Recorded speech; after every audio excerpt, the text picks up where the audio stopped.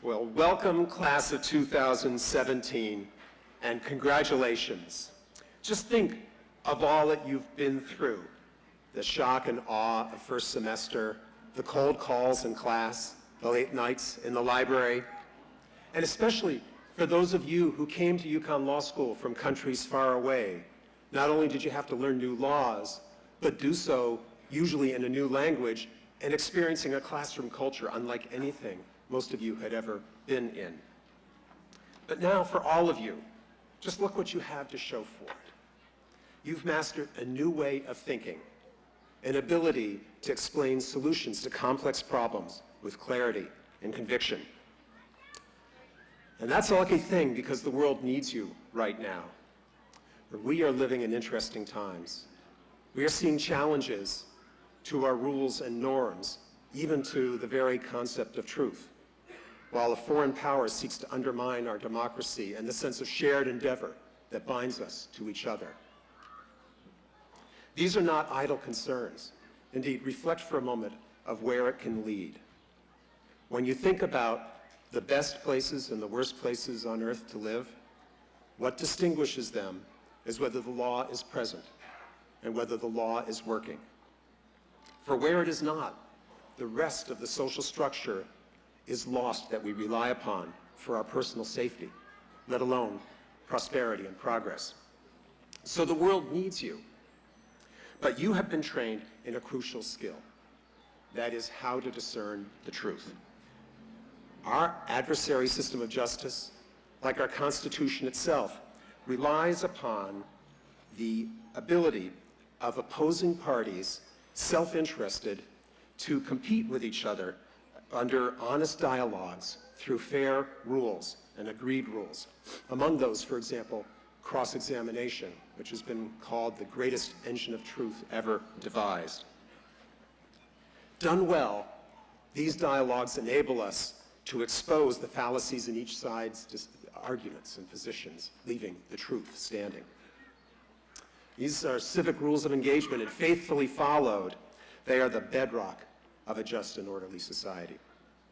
So, whether you are going to be guiding public officials or representing the vulnerable, you will make a difference. You have some powerful tools. Use them well. At this turning point in your lives, I have three messages for you. The first, each of you has changed the trajectory of your life. Through your hard work in this degree, you have a springboard to ever greater accomplishments after today. You'll never be the same again, and that's a good thing. Also, along the way, you've learned new things about yourselves. Every one of us has had a moment, usually in private, where we hit a wall, a difficulty with a class, an exam, a paper. Each of us has had to find a way through that challenge. And what you learned about yourselves in those moments is now part of your character. It will be your resource. Draw upon it in the difficulties that you're all going to face in your careers. And third, you now have the capacity to change the world. You've made a good start already. You've resolved tax problems for low-income people. You've prepared estate plans for senior citizens. You've counseled rape victims and advocated for abused and neglected children. You've mediated employment discrimination disputes, conducted trials and appeals. You've obtained patents and trademarks for local inventors.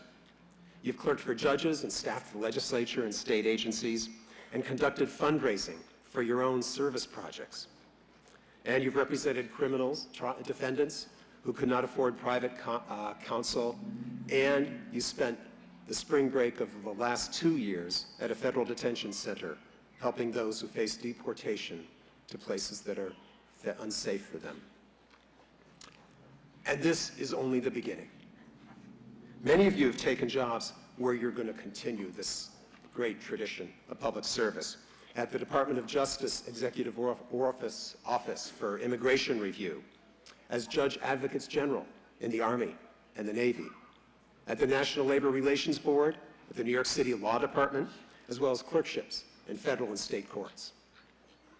And at the same time, those of you going into private practice will be able to continue our profession's great tradition of public service. What does this show? As Dumbledore said to Harry, it is our choices that reveal who we are. Well, through your spirit of service here and the choices that you are making now, you have shown us who you really are, and you make us so proud.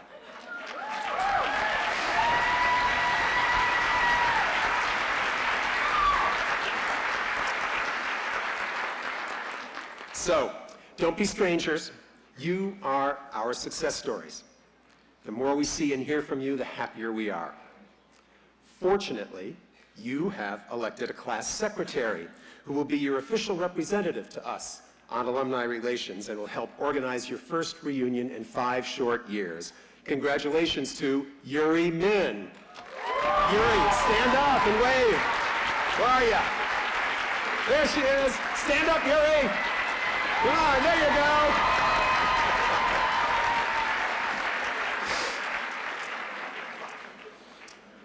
And now we should tip our hats to the great faculty who have done so much to get you here today. You probably have no idea how hard it is to teach a good law class, how much more it entails than knowing the material and explaining it to you.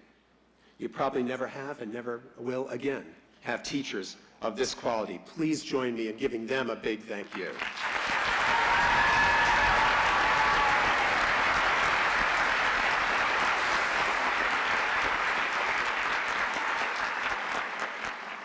Let us also acknowledge the staff who have cared for you in so many ways that you know and so many ways that you haven't even seen, including the facilities crew. It's thanks to them that we have this beautiful campus and this event here today, and also the staff that work, the team that works so tirelessly to put together this complex choreographed ceremony. Donna Gianfrido, Deb King, Jean LeBlanc, Lisa Rodino, Rosa Serrano, the ones, they've got radio headsets. When you see them, give them a special thank you, but let's thank them all right now.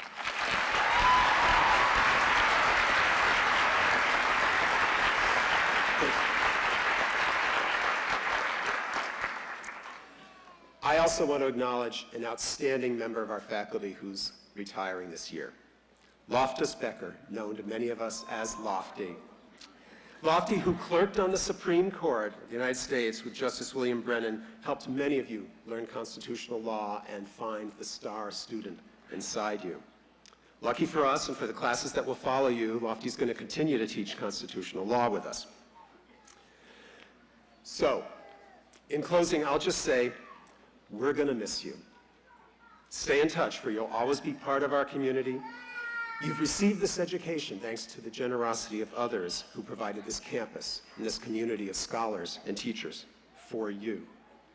Your chance is coming now to pay it forward to the next generation, each of you, in your own way. Class of 2017, the faculty of the University of Connecticut School of Law and I salute you. We acknowledge and honor the hard work you've done to reach this moment. Congratulations to you, class of 2017.